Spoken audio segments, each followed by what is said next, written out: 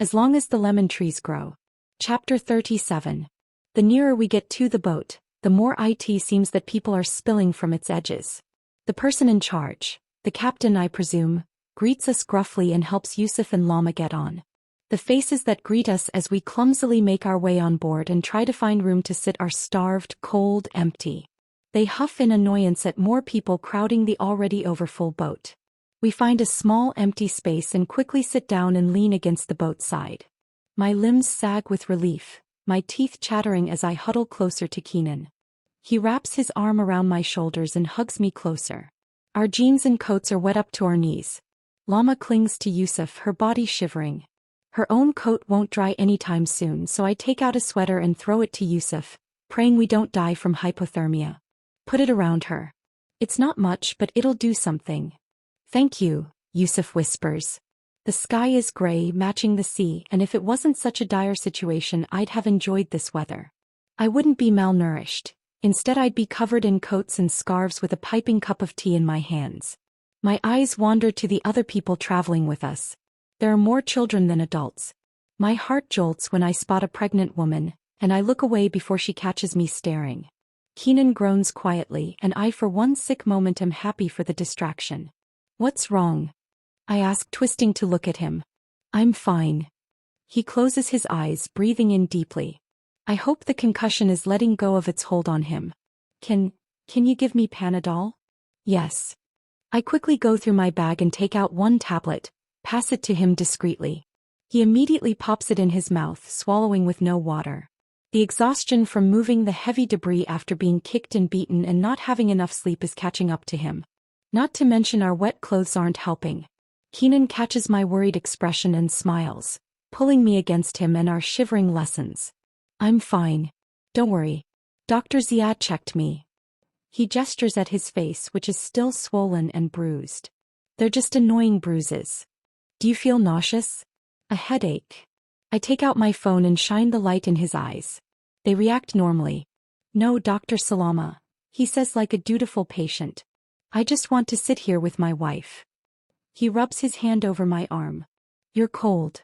I relent. He really is just tired. A bit, I admit, happy he's holding me. Do you want me to tell you something good? Yes, please. I have a new story idea. I look up at him and there's a twinkle in his eyes. The tension lessens in his brows. Tell me. It came to me before we left home. When I was looking at Layla's painting. It's a beautiful painting. I pat his cheek and he leans against my palm. It's a story about a little girl who stumbles on magical portraits that take her to alternate universes. But to cross through, she has to sacrifice something valuable. He stays silent for a few seconds and then softly says, I don't want to illustrate this. I want to animate it. I smile. Another collaboration? It would be my honor to work with the genius herself again. Praise me some more and you have a deal. He laughs lightly and I'm glad to be able to draw his mind away from the terror of the drive here. Salama, love of my life. My sky, my sun, my moon and my stars, would you grant this mortal wish of mine? I pretend to think about it while my ears burn. Okay, fine. We're leaving now, the captain calls and we fall back to reality. The whispering disappears and as if in unison, all of us look back at the shore. The boat starts to rock away gently, the waves lapping against its body, trying to find holes through which to enter. I know how to swim. Baba taught me in Hamza. Keenan told me he and his siblings do too. But I don't want us to test our strengths against the seas. Not today. For once the humming in my brain stops, and I don't hear anything but the sea and the morning of my country. I raise my head to get a good long look at Syria. My eyes wander on the shore, desperately trying to memorize its features before it disappears. And just there I see a girl about 8 laughing, running along the beach, her pink dress looking so out of place.